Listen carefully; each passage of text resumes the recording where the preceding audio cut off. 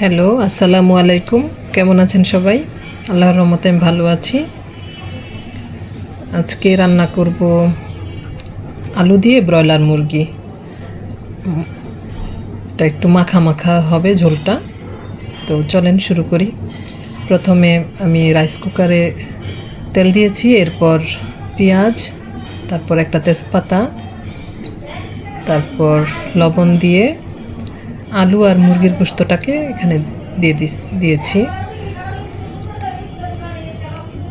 তারপর এই তো নাড়াচাড়া করে রাইস কুকারটা অন করে দিয়েছি।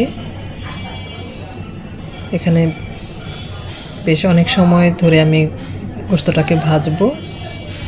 তো এর মধ্যে আমি একটা মশলা তৈরি করে নিচ্ছি।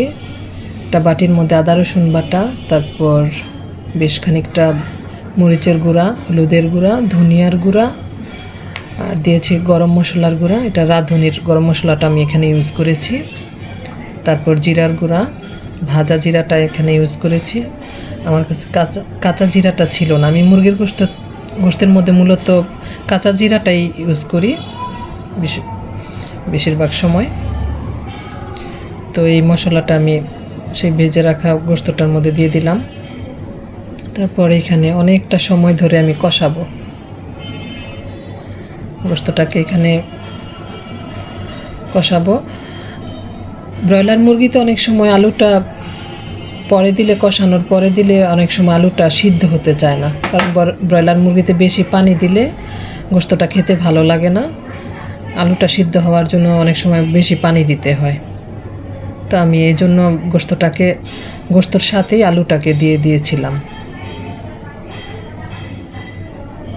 তো বেশ অনেকটা সময় ধরে আমি কষিয়েছি। তারপর এই তো অল্প পরিমাণে পানি দিব এখানে, কারণ গোশতটা আর আলুটা প্রায় সিদ্ধ হয়ে গেছে। আর ঝোলটা আমি একদম মাখা মাখা রাখবো, তো বেশি ঝোল রাখবো না, সেজন্য অল্প একটু পানি দিয়েছি। এই তো তারপর কয়েকটা কাঁচামরিচ আমি ভেঙে তারপর কয়েক মিনিটের মতো ঢেকে রান্না করব। শুরুর দিকে এটা খুব একটা ঢেকে রান্না করতে হয় না, কারণ ব্রয়লার মুরগিটা এমনিতেই নরম একটা গোশত। ঢেকে রান্না করলে বেশি সময় ধরে তারপর গোশতটা খেতে ভালো লাগে না। এই তো আমার ফাইনাল লুক। আর আরেকটা কথা বলে রাখা ভালো, আমার ছবিটা দিনের আলোতে তোলা।